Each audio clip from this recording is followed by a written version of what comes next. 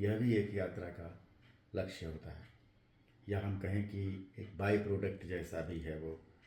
चाहे अनचाहे देखने वाला खुद को भी देखने लगता है।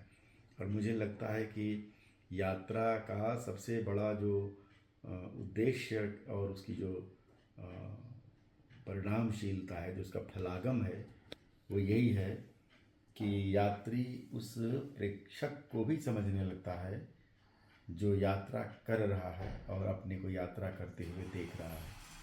तो साहित्य में ऐसे कोण का होना बड़ा महत्वपूर्ण हो जाता है, जहाँ पर प्रेक्षक भी प्रेक्षण का हिस्सा बन जाता है, देखने वाला भी खुद को देखने लगता है, अपने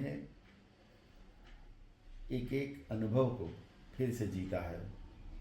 एक साक्षी भाव के नज़रिए से, एक तटस्थ नज़रिए से जब उन्हीं चीज़ों को फिर से देखता है, तो वो उसमें एक अलग तरह की दृष्टि पैदा होती है, जो प्रेक्षण के पास जाने से, प्रेक्षण के मूल केंद्र तक पहुंचने से जो पैदा होती है। हमेशा जो ऊर्जा का केंद्र है वह उस देखने वाले बिंदु पर निहित है।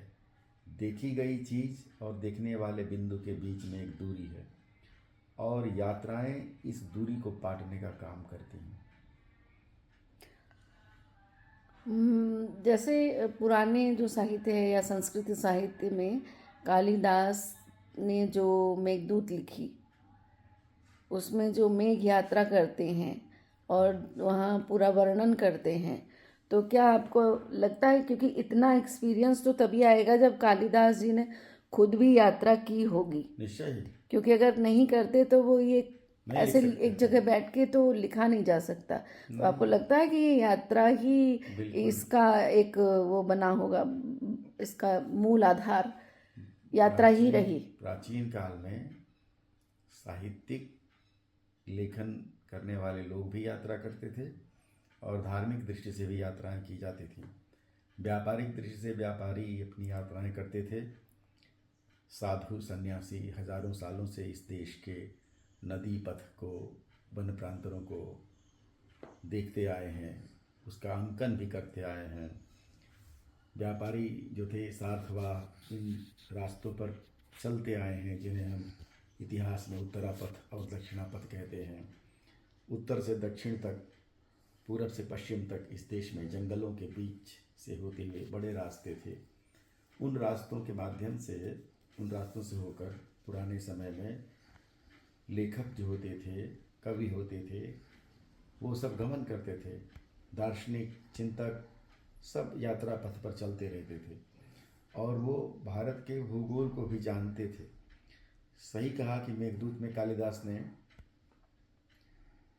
नागपुर से लेकर रामटेक, जिसको हम कहते हैं, वहाँ से लेकर अलकापुरी तक का जो वर्णन किया है, हिमालय तक, विशेष रूप से मध्य प्रदेश में अमरकंटक में नर्मदा का वर्णन, विदिशा का वर्णन, नगर का वर्णन, अवंतिका का वर्णन, और जिसको हम आज उज्जैन कहते हैं। कालिदास ने महाकाल की आरती का भी वर्णन किया है, क्षिप्रा की गति का भी वर्णन किया है। तो इससे पता चलता है कि उनको भूगोल की जानकारी थी, और उनका मेघ उसी मानसूनी रास्ते से होकर गुजरता है। उनके काव्य में भी इन यात्राओं के परिणाम स्वरूप उपजी हुई दृष्टियाँ दिखाई देती हैं।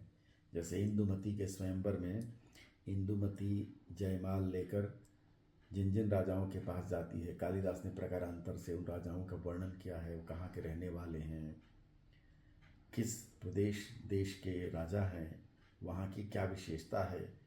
उन वर्णनों से पता चलता है कि कालिदास को इन भूभागों का अच्छी तरह से ज्ञान था। रामायण में, महाभारत में व्यास और वाल्मीकि को भी इन चीज़ों का ज्ञान था। उन्होंने विस्तार से पर्वतों का, नदियों का, तीर्थों का, महत्वपूर्ण ऋषियों के आश्रमों का, वहाँ तक जाने वाले आश्रमों का, मार्गों का, और उनके खतरों का भी वर्णन किया है।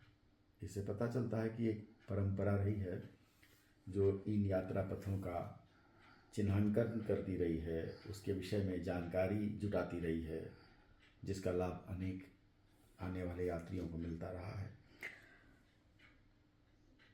आजकल यात्राओं का चलन बहुत ज़्यादा बढ़ गया है। लोग सुविधापूर्ण यात्रा बहुत करते हैं, कुछ लोग नर्मदा की यात्रा असुविधाओं के साथ भी करते हैं, लेकिन लोगों में यात्रा का चलन तो बहुत बढ़ा है। लेकिन उसका पैटर्न क्या होना चाहिए? यात्रा किस ध्येय के साथ की जानी चाहिए? देखिए, जैसे जैसे हमारे समाज में जीने की इंटेंसिटी कम हो जाएगी, जीवन का मिलना दुर्लभ हो जाएगा, वैसे वैसे समाज सिकुड़ने लगेगा, उसका रस स्रोत सूखने लगेगा, और तब उसके रस स्रोत को फिर से जीवित करने के लिए, उसमें ताजगी भरने के लिए फिर एक प्रेक्षण के कोण की आवश्यकता पड़ेगी। अमूमन हर व्यक्ति के भीतर सौंदर्य की चाह होती है, आनंद की चाह होती है, ताज़ा हवा उसे भी चाहिए होती है, ताज़ी धूप उसे भी चाहिए होती है।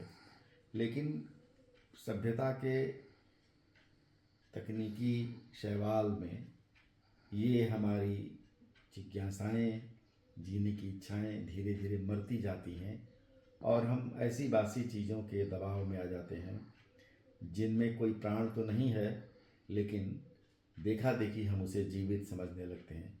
कई बार ये भी होता है कि उन चीज़ों को ही हम अपने जीवन का केंद्र बिंदु बना लेते हैं। तो जितना ही हम अपने प्रेक्षण के कोण से, ऑब्जर्वर के कोण से, एंगल से दूर हो जाएंगे, उतनी ही ज़्यादा हम मृत, रसहीन और निरर्थक जिंदगी के